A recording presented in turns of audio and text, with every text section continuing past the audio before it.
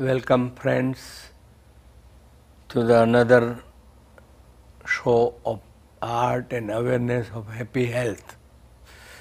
And my name is Dr. Gokani, and I have got very well known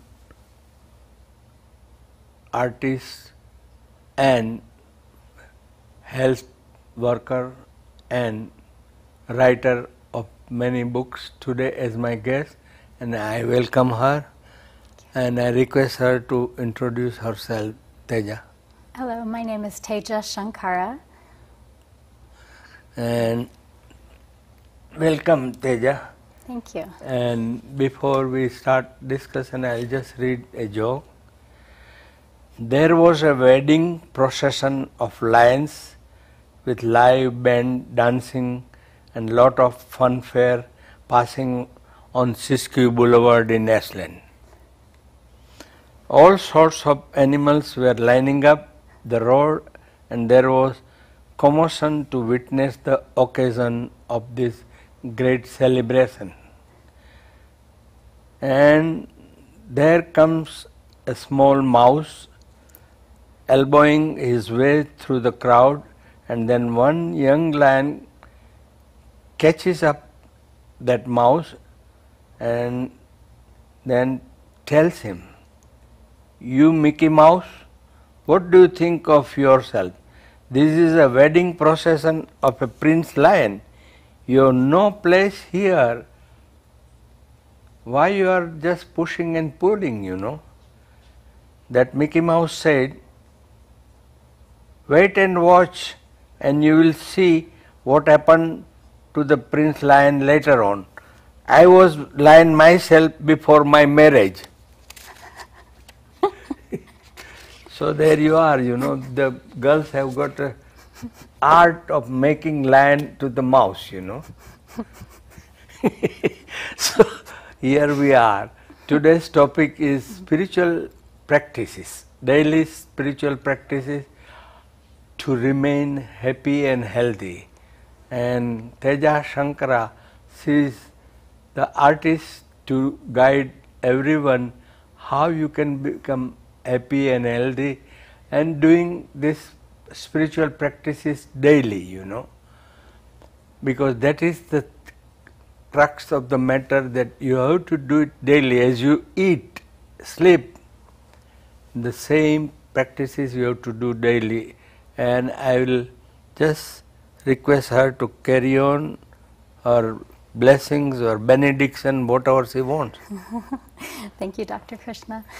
So the first practice I want to focus on is the practice of cultivating gratitude.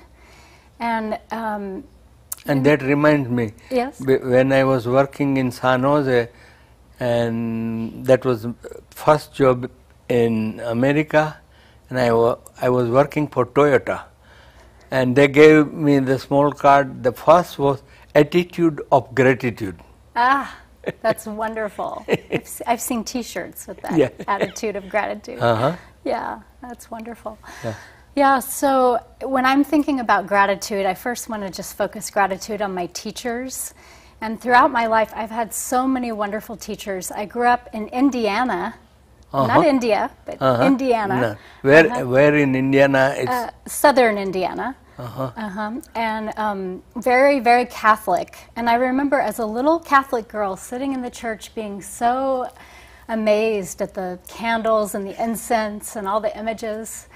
And then in my 20s, I got into being into Judaism and studying Taoism and Native American paths. And then suddenly at age 33, I just became enthralled with India. And it was almost like coming home to the Catholic Church, because all the images of Hinduism is so colorful, and the incense and the candles and the images of all the gods and goddesses and the teachers. And so my first teacher on the path when I first came to the Raja Yoga path was David LaChapelle.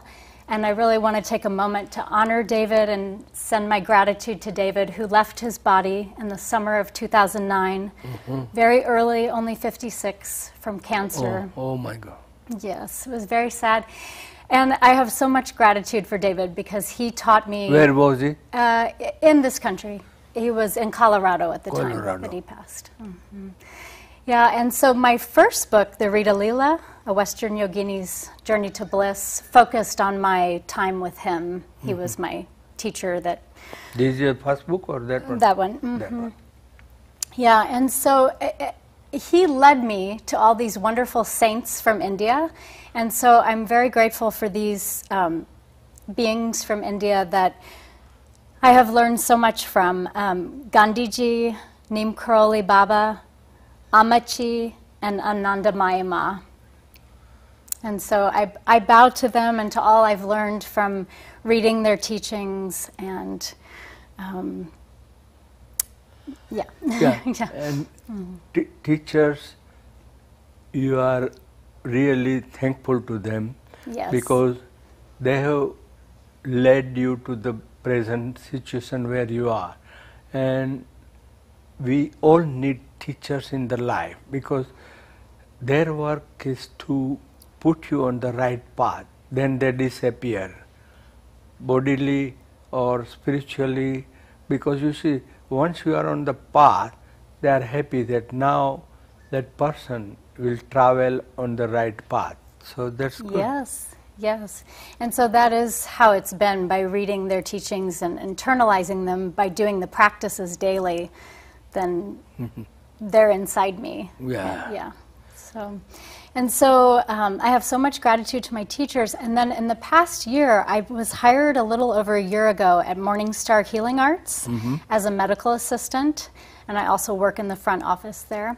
And before I got that job, I had been out of work for a few months, and so I was checking Craigslist every day and putting my groceries on credit card and doing odd jobs just to pay the rent. Yeah. So when I got hired, I had had enough time of being a little stressed about money and lack of money that I was so grateful. And so my practice of cultivating gratitude really got going then. I've always been grateful, but in the past year, it's become like morning and evening, bowing down and saying, thank you so much for this work. Every morning when I go to work, I say my gratitude about having this job, and it's just changed my life having this work. I had been longing so much to serve more in the world. Being an at-home mom for so many years, I have 2 boys who are 12 and 15, and I have been longing to get out and serve, and I never would have imagined myself as a medical assistant, but Sue Morningstar saw that. She saw, you would be really great at this, and they hired me and completely trained me. I had never done that kind of work, and I love it so much. I'm so grateful for that work every day. And whatever you do, if you love it, that's the best way to go ahead in your spiritual life also. Because spirituality is not separate from your daily life. Daily life, if you can just be in that moment and if you are enjoying whatever you are doing, that leads you to the more advancement in your spiritual journey. Because you see, most of the people are at the wrong places and at the wrong time, because they don't enjoy what they are doing, they are hankering for something else. Then that will not give you the lift to the real spiritual advancement. So I am happy that whatever you are doing, you are enjoying. That will be a spiritual journey as well, not only earning the money, but that will be your spiritual path also. It is, yes, it is. And it's funny you said that about being at the wrong place, because before I found that job, I actually wrote on a piece of paper and taped it up by my front door, I'm always at the right place at the right time. Yeah. And I was. The way it all worked out, I went out to lunch with Sue and Howard Morningstar. Then a few weeks later, I went into their office to talk with them, and it just all unfolded with magical synchronicities. Yes, yes, yes. And we are happy that you have got the place where you belong. And I am sure Dr. Morningstar must be happy to have you also, because you always serve or do your work with the smile, and that energy makes the patients who are coming to be treated a well begun as half done like job, you know. Yeah, and so then the other thing that happened was all these years I've been doing all the spiritual practices every day, maybe for about 8 years before I started this job. I had healed myself so much emotionally and spiritually, but I was still having these cycles of tiredness. And I kept thinking, oh, it's just because I run so much energy, I wear myself out with all this energy. But then there was a part of me that thought, no, maybe there's something wrong at the physical level. So when I started working at Morning Stars, I started seeing Dr. Morningstar as my doctor, and he ordered blood work to see what's going on. Is there a reason why you're so tired? And it turned out my vitamin D level was low, and my blood cell counts were all low. So my white blood cells, red blood cells, and platelet counts were all very low. And so he said, well, that would explain why you get so tired. So in addition to what all I'm already doing, kind of self-prescribing green drinks and all that I do daily anyway, he said I should start taking B-complex vitamins, liquid trace minerals, and more protein. So because I eat a vegan diet for 3 years, he said a lot of vegans tend to be low in protein. So he had me keep a protein log for a week, and I could see that I'm usually getting enough protein, but sometimes I could focus more on it. So that was really good too. So I started doing his protocol along with my own intuition of what to do. And 6 months later, we did blood work, and my counts are all going up. Good. My vitamin D's up, all my blood cell counts are going up. And I could have said that that would be true because I was feeling better and having more energy. So in my work as medical assistant and soccer mom and Raja Yogini, just having more energy for all the work has been such a blessing. So I have gratitude for that as well. So where did you learn the Raja Yoga? Well, it started with David LaChapelle. I would go to his retreats, but then I started going to other retreats. Like I did a retreat with Jayutal, and I'm very, you know Jayutal, I'm very inspired. I used to go see Jayutal when he would come to Ashland at the Armory 19 years ago when I first came to town, and we would dance. He had the Pagan Love Orchestra, and it was so much fun. And then it's just been really neat to watch him over these years, how much more he's gone into the heart of devotion and bhakti with his chanting. And so I did a retreat with him at Brighton Bush for 3 days. And we chanted, and he told the story of the Ramayana, and it was just so wonderful. I'm so inspired by him. And so I just have done, and then I started going to see Amma in San Ramon in 2006. And so the more I've gone to retreats and read books, it's like more and more I've craved to learn more. So I've just done a lot of studying on my own also. This Amma is all the time in California? No, her ashram is in Amritapuri in Kerala, South India. But she travels and goes all over the world. Yeah, so she's in the ashram few months and then here in California as well? She comes to California usually just in November and in June. Okay. And yeah. So. And you have been in the ashram there? In San Ramon, yes. I haven't been to India this lifetime. Okay, so. okay.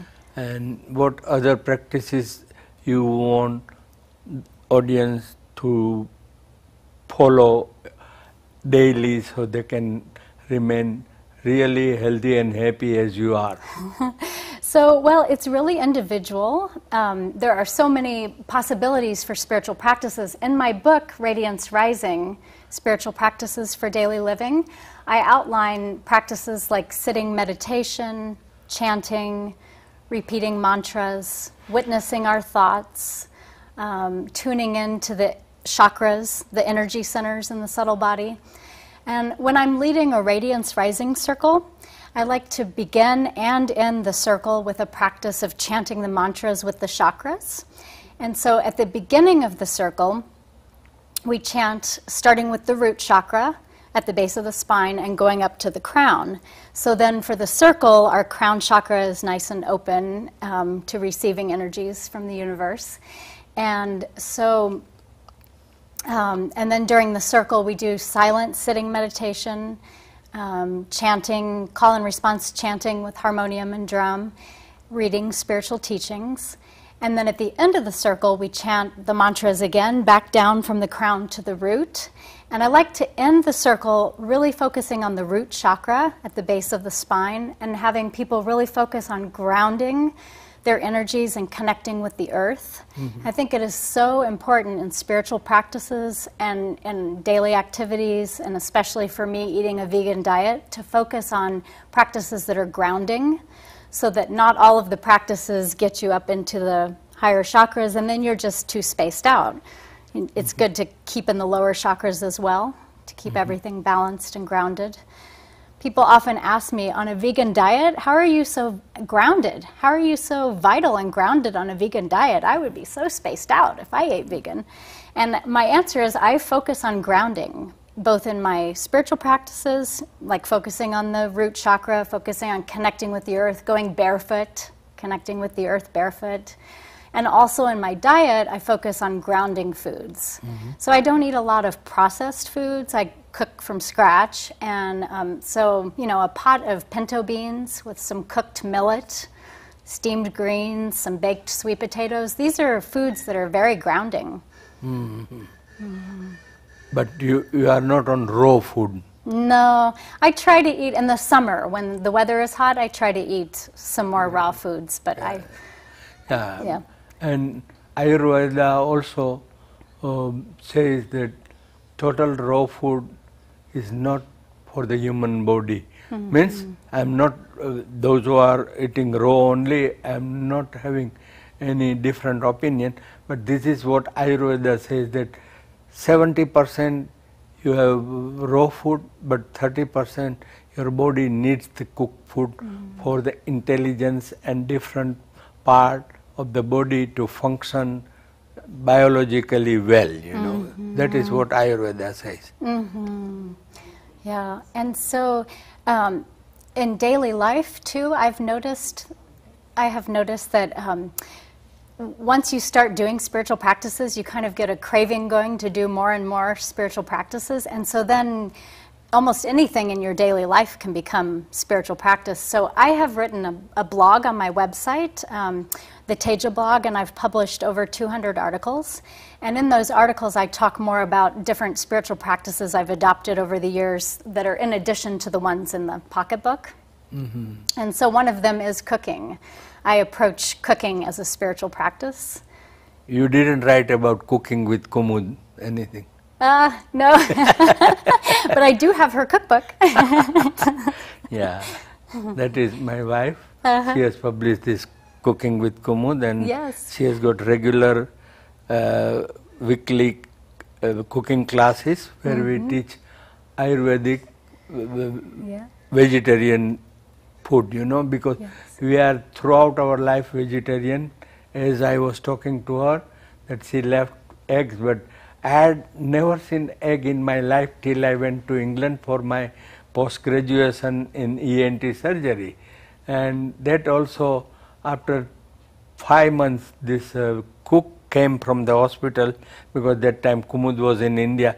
He said, "We are tired of giving you only boiled food. Can you start eating egg?" I said, "I have never eaten egg." He said, "That will give us some innovation to produce more food." I said, "I will try."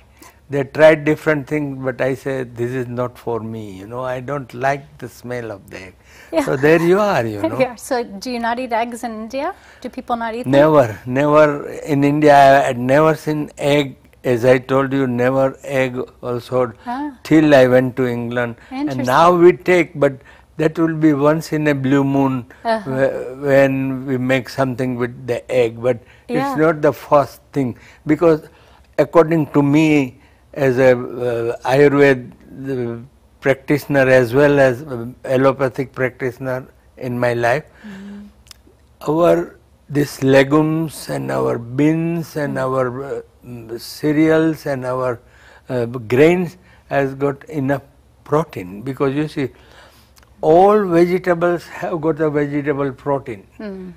That's why I give the example that this elephant, the strongest animal, where does he get his protein? Because he is a vegetarian, pure. He is eating branches and leaves only, and not any cooked food. And still, he is the strongest animal. Where does he get his protein?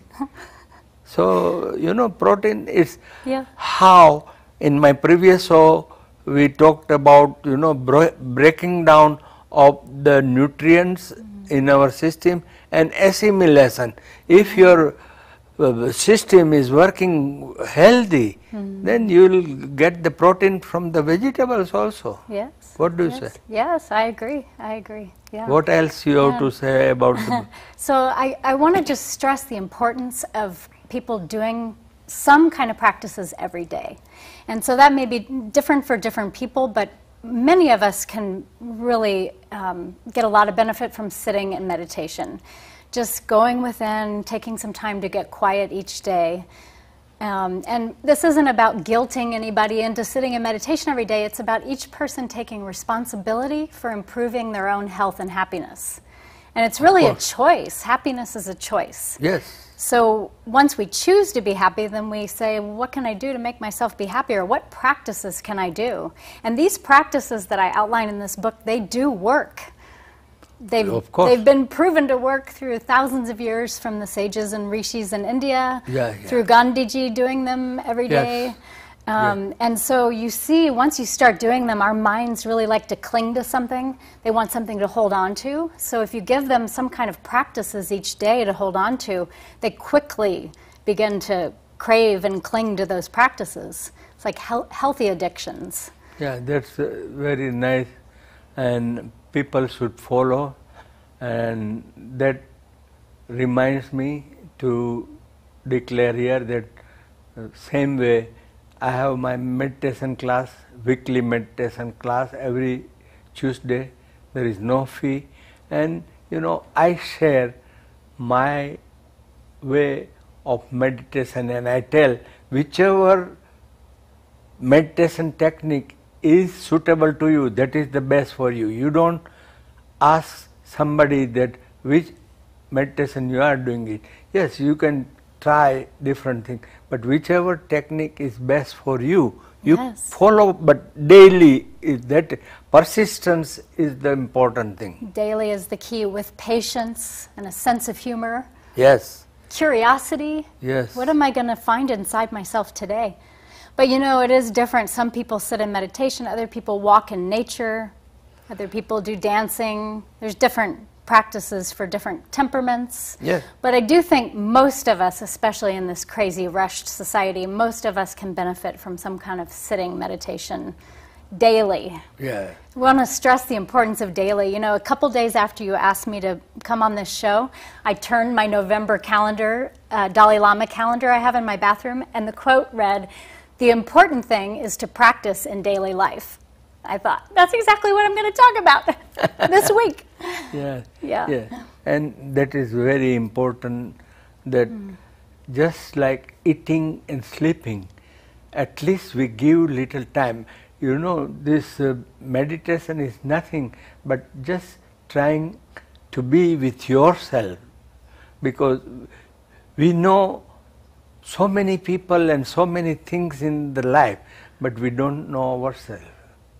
We take it for granted that I know who am I, but you don't know. And the thing is, the more you know who am I, and the more you love yourself, then the more you love everyone around you, the plants, the animals, the earth. Yes, of course, because once you know yourself, it's not knowing yourself, then you got art of knowing each and everything, because you are part and parcel of the whole. You are not separate from the whole, you know.